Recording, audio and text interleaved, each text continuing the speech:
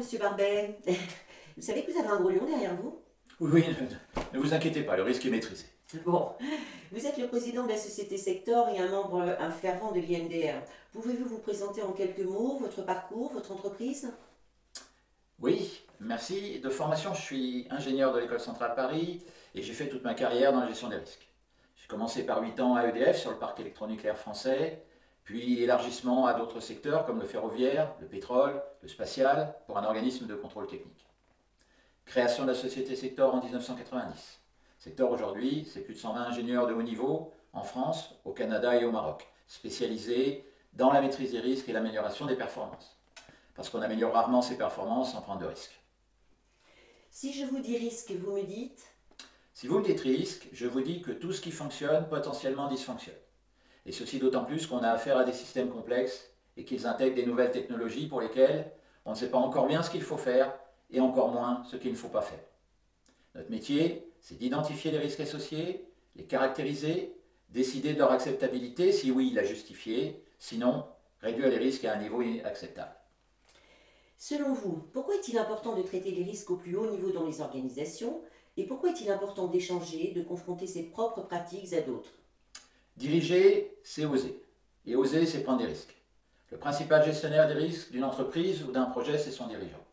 C'est par sa capacité à gérer ses risques, ainsi que par sa valeur d'exemple, qu'il amènera son écosystème, collaborateurs, fournisseurs, clients, à maîtriser ses risques.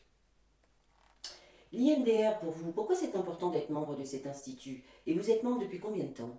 J'ai très vite réalisé au début de mes activités dans cette discipline, en devenir, qu'il fallait échanger sur nos questionnements, nos méthodes de travail, le sujet étant très vaste et les technologies évoluant en continu. J'ai ainsi participé avec profit au premier groupe de travail, au premier congrès de Perros-Guirec, devenu les Lambda-MU, à l'émergence de ce qui est aujourd'hui devenu l'IMDR. Je ne vous raconterai pas, il y a un excellent film de l'IMDR sur cette historique. À quelles activités de l'IMDR votre entreprise participe-t-elle?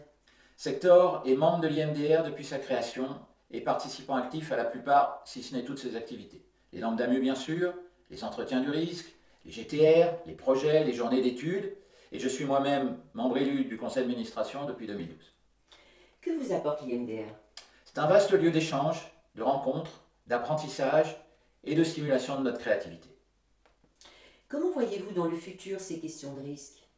Dans le futur, nous vivrons de plus en plus dans un monde où, à la fois, les activités humaines généreront forcément de nouveaux risques et corrélativement, les populations auront une aversion croissante à ces risques. Notre profession a donc un bel avenir devant elle. Et chez Sector, quels sont les grands risques que vous adressez? Chez Sector, nous adressons majoritairement les risques technologiques dans les secteurs de l'énergie, dont le nucléaire, des transports, automobiles, ferroviaires, mobilité plus généralement, mais aussi du spatial, de la défense, des grandes infrastructures, de la santé. Nous nous attachons à traiter les risques correspondants, aussi bien par leurs contributeurs techniques qu'organisationnels et humains, mais nous nous intéressons également à la prise en compte des risques naturels, comme les inondations ou les séismes. Comment les traitez-vous? Nous les traitons avec un ensemble de méthodes éprouvées, voire normalisées, que nous devons en permanence faire évaluer par la R&D.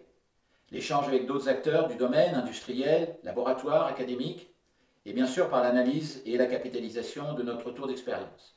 L'IMDR est d'ailleurs un lieu d'échange privilégié pour cette capitalisation. Merci Jean-François Barbet. J'espère avoir répondu à vos questions et je vous en remercie.